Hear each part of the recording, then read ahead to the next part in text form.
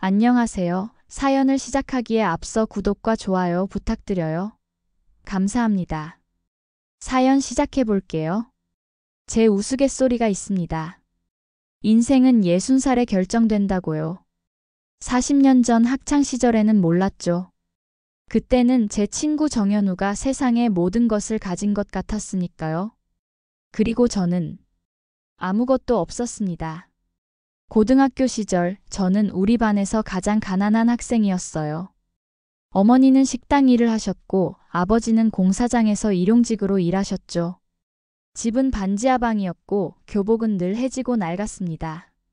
하지만 저는 공부만큼은 열심히 했어요. 그것만이 제가 이 환경에서 벗어날 수 있는 유일한 길이라고 생각했으니까요.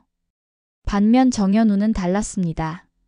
그의 아버지는 지역에서 꽤 큰 건설회사를 운영하셨고 현우는 항상 최신 유행을 따라갔죠. 새 운동화, 멋진 가방, 심지어 고등학생이었지만 손목에는 비싼 시계가 있었어요. 무엇보다 그는 그런 것들을 자랑하길 좋아했습니다. 야, 김준호. 너 왜 맨날 그 낡은 가방 메고 다녀? 구제시장에서 산 거야? 교실에서 현우가 큰 소리로 물었던 날을 아직도 기억합니다. 모두가 웃었죠. 그 순간의 창피함과 분노는 말로 표현할 수 없었어요. 너네 집 아직도 반지하 맞지? 비 오면 물 새지 않아? 또 다른 날의 현우였습니다.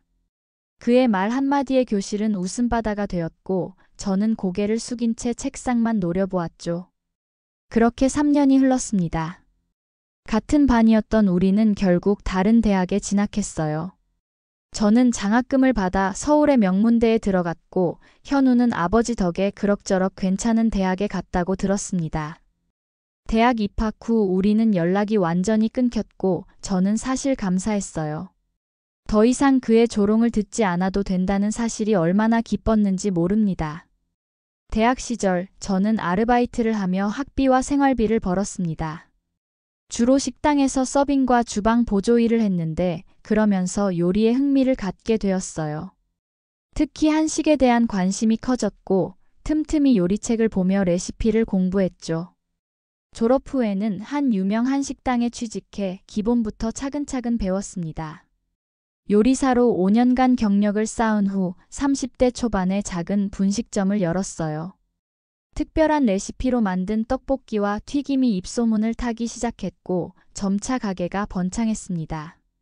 35살에 지금의 제 아내를 만났습니다. 그녀는 대학에서 미술을 전공하고 디자인 회사에서 일하고 있었죠. 아름다웠지만 그보다 그녀의 따뜻한 마음과 창의적인 생각에 반했어요. 우리는 1년 후 결혼했습니다. 시간이 흐르면서 사업은 더욱 성장했어요. 분식점으로 시작했지만 제 특제 양념과 소스에 대한 평판이 좋아지면서 준호네 떡볶이라는 브랜드로 프랜차이즈를 시작하게 되었습니다. 40대 중반에는 전국에 50여 개의 매장을 갖춘 중견 프랜차이즈 사업자가 되었어요. 패스트푸드처럼 느껴지는 분식을 건강하고 고급스럽게 재해석한 것이 성공 비결이었죠. 아내는 그동안 가게의 인테리어와 브랜딩을 담당했고 두 아이를 키우며 가정과 일을 모두 잘 꾸려나갔어요. 우리는 서로를 존중하고 사랑하는 부부였습니다. 그렇게 세월이 흘러 어느덧 제 나이 60이 되었습니다. 이제는 장남이 본사 운영을 맡고 저는 신메뉴 개발과 품질 관리를 담당하며 조금 여유로운 삶을 살게 되었어요. 준혼의 떡볶이는 이제 분식의 대표 브랜드 중 하나로 자리 잡았고 최근에는 일본과 중국에도 매장을 내기 시작했습니다. 규모는 대기업에 비하면 작지만 저는 제가 이룬 성공에 만족하며 인생에서 가장 행복한 시간을 보내고 있었죠. 그러던 어느 날 고등학교 동창회 초대장을 받았습니다. 사실 우리 학교는 1년에 한 번씩 정기적으로 동창회를 가졌지만 저는 사업이 바빠서 지난 15년간 한 번도 참석하지 못했어요. 몇몇 친구들과는 개인적으로 연락을 주고받았지만 대규모 모임에는 갈 시간이 없었죠. 하지만 이제는 아들에게 경영을 많이 맡기게 되어 조금 여유가 생겼습니다. 처음에는 가고 싶지 않았어요. 학창시절의 기억들이 그리 좋지 않았으니까요. 하지만 아내가 권했어요. 이제 여유도 생겼으니 한번 가보세요. 오랜만에 옛 친구들도 만나고요. 결국 저는 동창회에 참석하기로 했습니다. 아내도 함께요. 아내는 60이 다 되어가는 나이에도 여전히 아름다웠어요.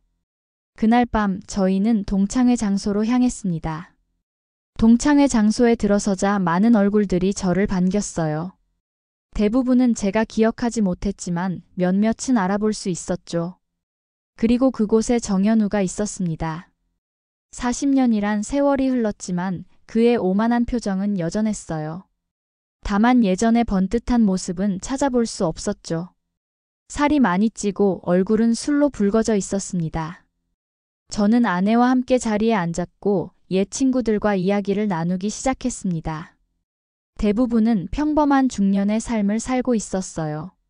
직장에 다니거나 작은 사업을 하거나 이미 은퇴한 친구들도 있었죠. 저는 제 성공에 대해 특별히 언급하지 않았어요. 그럴 필요가 없다고 생각했으니까요. 그러다 현우가 우리 테이블로 다가왔습니다. 그는 술에 취해 있었어요. 오, 김준호. 몇 년 만이냐? 잘 지냈어? 그가 크게 웃으며 말했습니다. 현우야. 그래, 잘 지내고 있어. 저는 담담하게 대답했어요.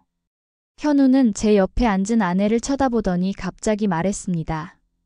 와, 이분이 준호 와이프야? 생각보다 미인이네. 그리고는 아내를 향해 웃으며 말했어요. 능력 없는 놈한테 시집 가니까 좋아? 고등학교 때 이 친구 얼마나 초라했는지 알아? 우리가 놀러 가자고 해도 돈이 없어서 못 가고 맨날 도시락도 싸오고 그랬다고. 근데 지금도 뭐 별로 다를 건 없어 보이네. 주변이 갑자기 조용해졌고 현우는 계속해서 말을 이었습니다. 그때 기억나? 준호가 학교 앞 분식점에서 떡볶이 먹고 싶어서 군침 흘리던 거? 돈이 없어서 못 먹고 그냥 집에 갔잖아. 현우는 웃으며 다른 친구들을 둘러보았어요. 한 번은 반 친구들이랑 여행 갈 때 돈이 없다고 빠졌었지. 그때 준호 집이 반지하였는데 비 오면 물 새서 난리 났다던데. 저는 그의 말을 들으며 주먹을 꽉 쥐었습니다. 40년이 지났는데도 여전히 그 시절의 상처를 들추는 그의 모습에 화가 났지만 참았어요. 그런데 와이프는 어디서 만났어? 솔직히 좀 의외인데. 현우가 술에 취한 목소리로 말했습니다. 이 친구 말이야, 학창 시절에는 여자애들이 쳐다보지도 않았거든. 그런데 이렇게 예쁜 와이프를 만나다니. 아내는 당황한 표정이었고 저는 솔직히 말해 화가 났어요. 40년이 지났는데도 여전히 이런 식으로 말한다니 믿기 힘들었죠. 그때였습니다. 연회장 입구에서 한 남자가 저를 향해 걸어왔어요. 정장을 단정하게 차려입은 그는 제 수행비서 김 과장이었습니다. 대표님, 죄송합니다만 귀가하실 시간입니다. 순간 테이블에 있던 모든 사람들의 표정이 변했어요. 현우의 얼굴은 특히 더 놀란 것 같았습니다. 잠깐, 준호야. 너 대표라고? 어디? 저는 천천히 일어나며 명함을 꺼내 그에게 건넸습니다. 준호네 푸드. 들어봤을지 모르겠네. 현우는 명함을 보더니 입을 다물지 못했어요. 준호네 떡볶이는 이제 많은 사람들이 알고 있는 인기 프랜차이즈였으니까요. 그럼 네가 그 준호네 떡볶이야? 그래, 내가 창업했어. 처음엔 작은 분식집으로 시작했지. 저는 담담하게 대답했습니다. 현우의 얼굴이 창백해졌어요. 주변에 있던 다른 친구들도 놀란 표정이었죠. 아내가 일어나 제 팔짱을 끼며 말했어요. 여보, 가야겠네요. 다들 반가웠어요. 즐거운 시간 되세요. 우리가 자리를 뜨려는 순간 같은 테이블에 앉아있던 친구 중 한 명이 현우를 향해 말했습니다. 현우야, 네가 지금 뭐하고 사는지는 모르겠지만 준호한테 그런 식으로 말하면 안 되지. 우리 모두 알고 있어. 내 아버지 회사가 부도나고 네가 고생했던 거.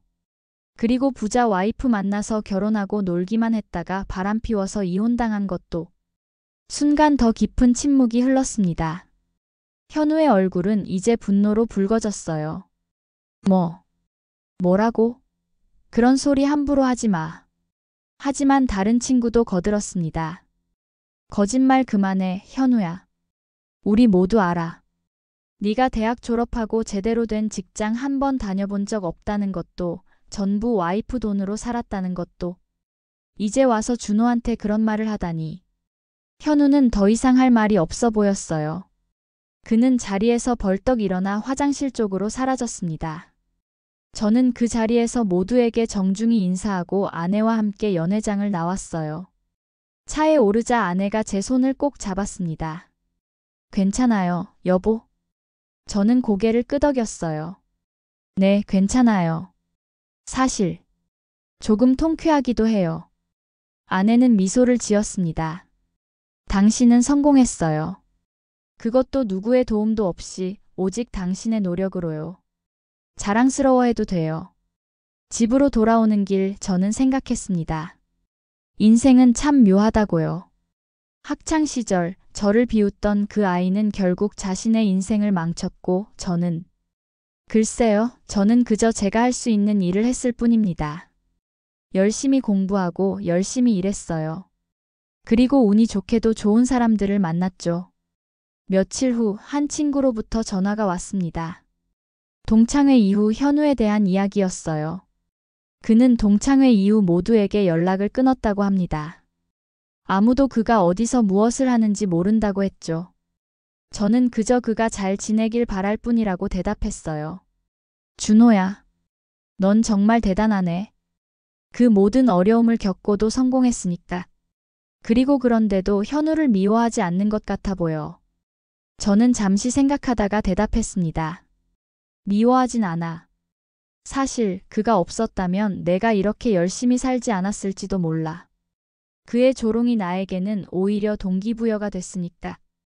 60년의 삶을 되돌아보니 저는 행복했어요. 어려움도 있었지만 그 모든 것이 지금의 저를 만들었으니까요.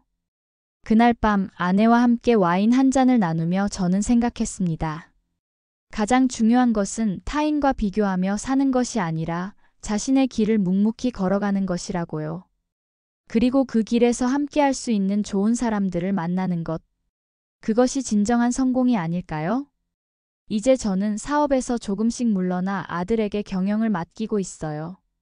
인생은 60에 결정된다고 했던 제 말이 저에게만 해당하는 것일지는 모르겠지만 60년의 세월 동안 우리는 많은 것을 경험하고 배우고 성장합니다.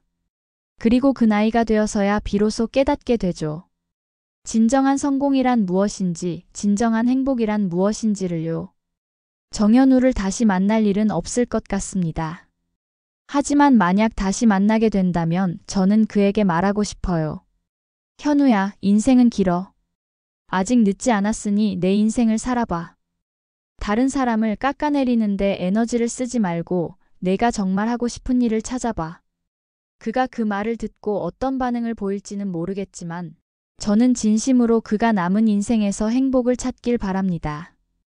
우리 모두 그럴 자격이 있으니까요. 돌이켜보면 제 인생에서 가장 어두웠던 시간들이 결국 저를 가장 밝은 곳으로 이끌었다는 생각이 듭니다. 이제 저는 남은 인생을 아내, 자녀들, 그리고 곧 태어날 손주와 함께 평화롭게 보내고 싶습니다. 과거의 상처는 이제 모두 치유되었고 남은 것은 감사함 뿐이에요. 인생은 마라톤과 같다고 하죠. 빨리 달리는 것이 중요한 것이 아니라 끝까지 달리는 것이 중요하다고요. 저는 제 페이스대로 달려왔고 이제 그 여정이 후반부에 접어들었습니다. 그리고 뒤돌아보니 그 여정이 꽤 멋졌다는 생각이 듭니다. 여러분도 자신의 페이스대로 달리세요. 다른 사람과 비교하지 말고 자신만의 길을 걸어가세요. 그러다 보면 언젠가 여러분도 뒤돌아보며 미소 지을 수 있을 거예요. 저는 60년의 삶을 살아오며 많은 선택을 했고 그 중에는 후회되는 것도 있었습니다. 하지만 지금 이 순간 저는 제 선택들에 감사하고 있어요. 그 모든 선택이 지금의 저를 만들었으니까요. 이것이 제 이야기입니다. 반지하 방에서 시작해 지금의 제가 되기까지, 그리고 그 과정에서 만난 사람들과의 인연까지. 인생은 예측할 수 없고 때로는 잔인하기도 하지만 또 한편으로는 아름답고 경이롭습니다. 여러분의 인생도 그러하기를 바랍니다. 아름답고 경이로운 여정이 되기를요. 제 긴 이야기를 끝까지 들어주셔서 감사합니다. 구독과 좋아요, 알림 설정까지 잊지 마세요.